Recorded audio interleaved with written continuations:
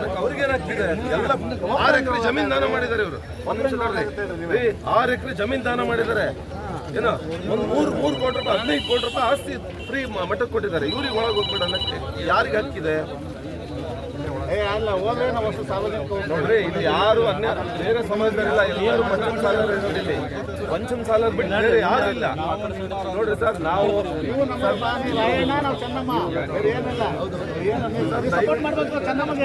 ಈಗ ನೀವು ನಮ್ಮನ್ನ ತಡೆ ಹಿಡಿದ್ರಿ ಅಂದ್ರೆ ನೀವು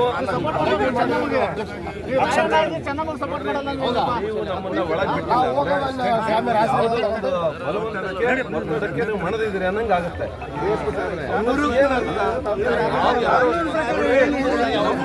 ನಾವು ಕಾನೂನು ವ್ಯವಸ್ಥೆ ಕಾಪಾಡೋದಿಲ್ಲ.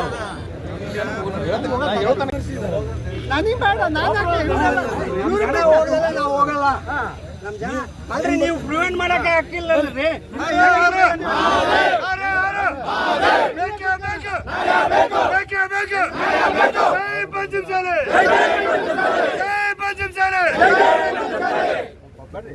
ಭ್ರಷ್ಟ ಧರ್ಮದರ್ಶಿಗಳಿಗೆ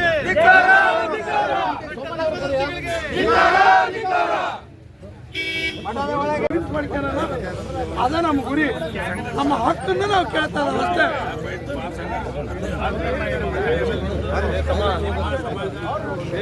ಸ್ವಲ್ಪ ಶಾಂತ ಎಲ್ಲರೂ.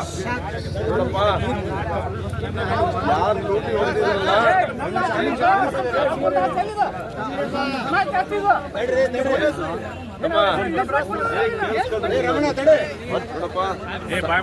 ಸಮಾಜದ ಹಣನ ಯಾರು ಲೂಟಿ ಹೊಡೆದಿದ್ರಲ್ಲ ಅವ್ರ ವಿರುದ್ಧ ನಮ್ಮ ಸಂಘರ್ಷ. ಇವರು ರಕ್ಷಣೆ ಕೊಡಕ್ ಬಂದಿರೋ ಪೊಲೀಸರ ಮೇಲೆ ನಮ್ದೇನು ಸಂಘರ್ಷ ಇಲ್ಲ. ಕಾನೂನು ರೀತಿಯಿಂದ ನಾವೇನ್ ನ್ಯಾಯ ಕೇಳಬೇಕು ಅದು ಕೇಳಲಿಕ್ಕೆ ಎಲ್ಲ ಹಿರಿಯರು ಬಂದಿದ್ದಾರೆ. ನೀವು ಅನವಶ್ಯಕವಾಗಿ ನೀವು ಬೇರೆಯವ್ರ ವಿರುದ್ಧ ಘೋಷಣೆಗೆ ಹೋಗ್ಬೇಡ್ರಿ. ಲೂಟಿಕೋರರ ವಿರುದ್ಧ ಕೂಗ್ರಿ. ಅದಕ್ಕೆ ಎಲ್ಲರದು ಸಹಮತ ಇದೆ. ಇಲಾಖೆಯವ್ರದ್ದು ಯಾವ ಒಂದು ಶಬ್ದನೂ ಸ್ಪಷ್ಟೀಕರಣ ಕೊಟ್ಬಿಡ್ತೀನಿ. ನಾನು ಮಠದ ಆಡಳಿತಾಧಿಕಾರಿ ಇದ್ದೀನಿ. ನಮ್ಮ ಮಠಕ್ಕೆ ಹೋಗ್ಲಿಕ್ಕೆ ಯಾವುದೇ ನಿರ್ಬಂಧ ಕಾನೂನಿನ ಪ್ರಕಾರ ಇಲ್ಲ. ದಯಮಾಡಿ ನಾವು ಪೊಲೀಸ್ನರಲ್ಲಿ ವಿನಂತಿ ಮಾಡಿಕೊಳ್ತೇವೆ, ನಮ್ಮನ್ನ ಒಳಗಡೆ ಬಿಡಿ. ಮಠದ ಗದ್ದಿಗೆ ಇದೆ, ಇವತ್ತು ಸೋಮವಾರ ಇದೆ, ನಮ್ಮ ಗುರುಗಳು ಒಳಗಡೆ ಇದ್ದಾರೆ, ಹರ ಮಠ ಇದೆ, ನಾವು ಕೈ ಮುಗಿದಕ್ಕೆ ಹೋಗ್ತೀವಿ. ದಯಮಾಡಿ ಅವಕಾಶ ಕೊಡಿ. ಕಾನೂನಿನ ನಿರ್ಬಂಧ ಇದ್ದರೆ ಬರವಣಿಗೆ ಕೊಡಿ. ಒಬ್ಬೊಬ್ಬರಿಗೆ ಒಂದೊಂದನ್ನು ತಾವು ಮಾಡಬಾರ್ದು. ಗೊತ್ತಾಯ್ತಾ? ಸೊ ಇದು ನಮ್ಮ ಆಗ್ರಹ. ದಯಮಾಡಿ ಪತ್ರಿಕೆ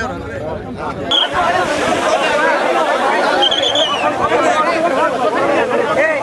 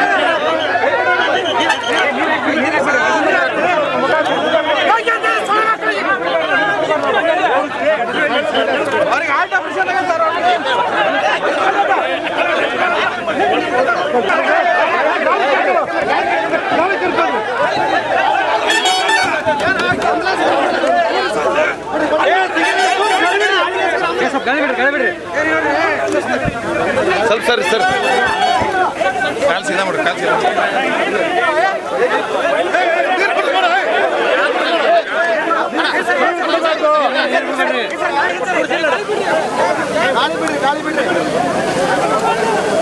ಏನಾಗಲ್ಲ ತರೋ ನೀರು ಹಾಕ್ಬೇಡ್ರಿ ನೀರು ಕೊಡ್ಬೇಡ್ರಿ